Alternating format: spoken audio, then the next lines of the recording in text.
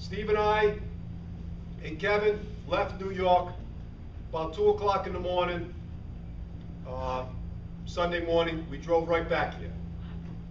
We felt it was important that we communicate with our members, that we get on the picket line with our members as quickly as possible.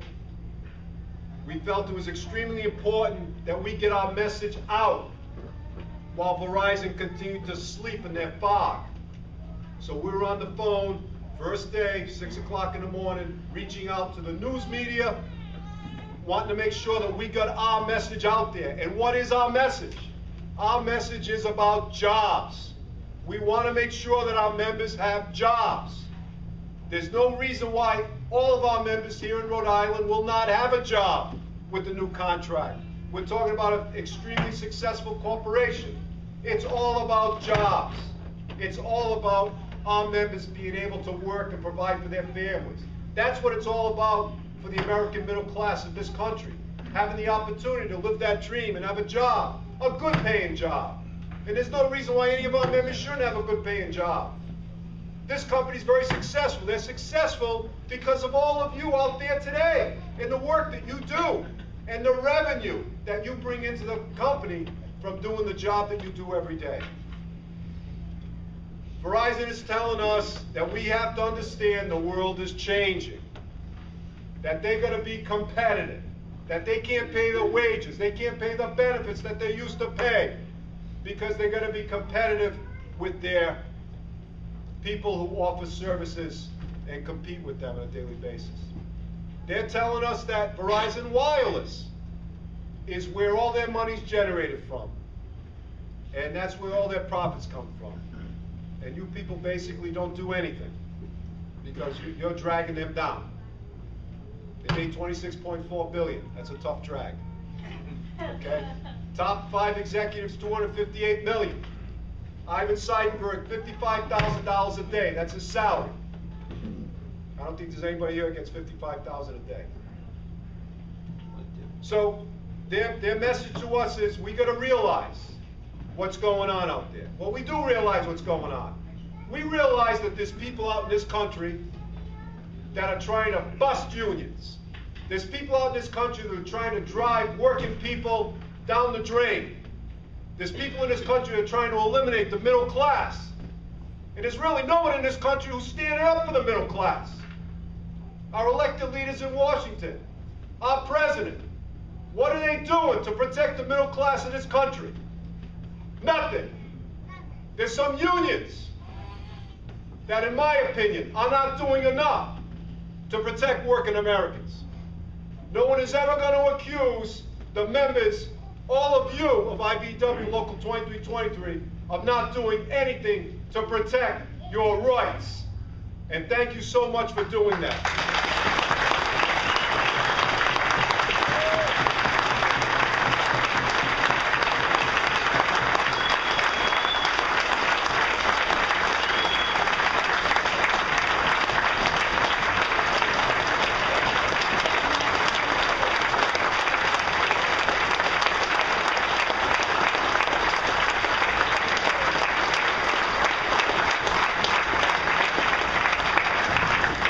Thank you so much.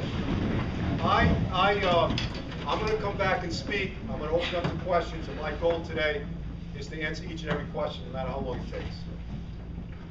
And we're going to do that. But I would also like to recognize some very important guests that we have who are here to basically come and greet us and to explain to us how much they're with us as well. We do have a lot of friends out there. We have our attorney. We have both of our attorneys here with us today, Mark Gursky and Liz Weems. And,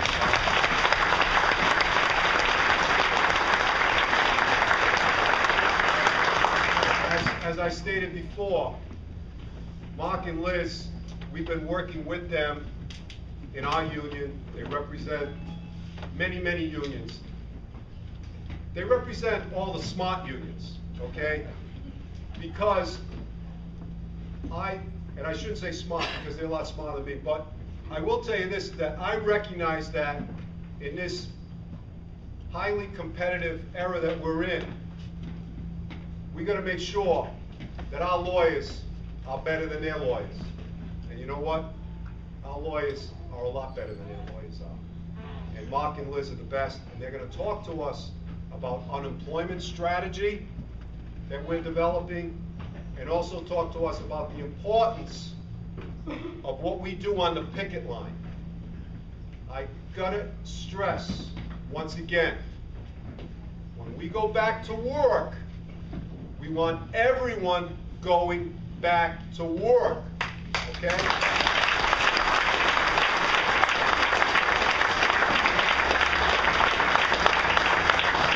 We don't want anyone getting into trouble, okay? We don't know how long this is going to last. But whatever happens is we got to make sure that our people are smart and doing everything within their legal rights on the picket line. I've had many conversations with the Providence Police Department, and I will tell you, most of my conversations have been very favorable towards the membership. The Providence Police telling me how respectful our members are. The Providence Police telling me how they want to work with our members. But they have a job to do too, and we understand that. And I know there have been a couple of situations. Our members have responded well. Our members have obeyed what they were told to do by the police, and we've been able to investigate, find out what happened. But if any police officer gives a directive on the picket line, we must obey. And that's what everyone is doing, and that has to continue. Okay? That has to continue. We also have with us some labor leaders in the state of Rhode Island who are here with us and have been with us for over the years. And the first person I would like to introduce to say a few words is a very good friend of ours, Mr. Paul McDonald. He's the president of the Providence Central Federated Council. He'll tell you how many people he represents. But I will tell you, in 1989, this was the gentleman taking all of us down to the food bank to feed our members. And he was there when we needed him in 89. And you know what? He's there when we need him in 2011. Mr. Paul McDonald.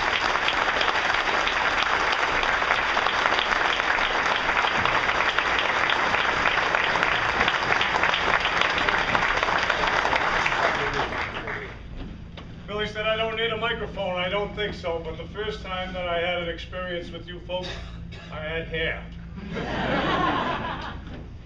That was a long time ago. And I want you to know, today, you're at war. But I want you to know that the troops are on the ground. Not only your troops, but all of Labor's troops.